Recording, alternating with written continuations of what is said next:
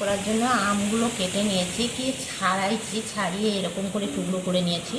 দেখো এ তো খুব সুন্দর করে ভালো করে রোদে একটুখানি কি গায়ে রসটা মরবে, তার জন্য রোদে দিয়ে দেবো। রোদে দিয়ে কি একটু রোদে দিয়ে আসবো।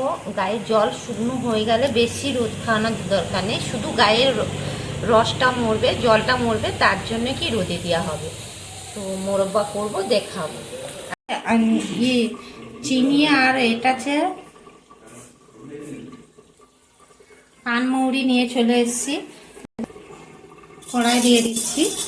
আর তারপরে ওর উপরেই কি চিনিটা দিয়ে দেবো, একটু ফুটফুট করে এই যে ভাজা হয়ে যায়। আর ওই বাটিয়ে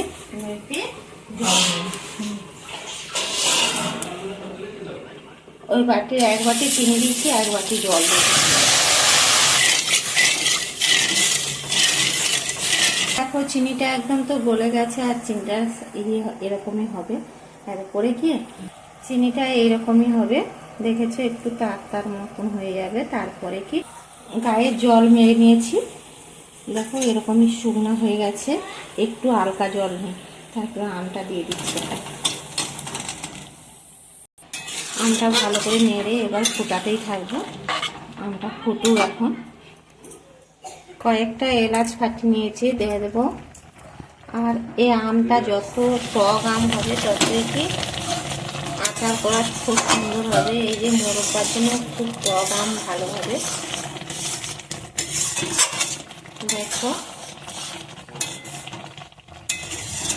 এলাচটা একটু ভালোভাবে ফুটে যায়, তারপরে লাগাবো। মোরব্বাটা হয়ে গেছে, দেখো কত সুন্দর। এই মোরব্বাটা খেতেও খুব সুন্দর লাগবে, আর খুব সুন্দর এসছে। দেখো মোরব্বাটার গা কত সুন্দর এসছে, দেখো এগুলো শক্ত শক্ত হয়ে গেছে। এই উপরটা খেলে কচকচ করবে, আর এর ভিতরটা কি নরম, খুব সুন্দর। তো সেন্ট তো খুব সুন্দর উঠেছে। আর তোমরাও বাড়িতে ভিডিওটা ভালো লাগলে তোমরাও লাইক কমেন্ট শেয়ার করে দেবে।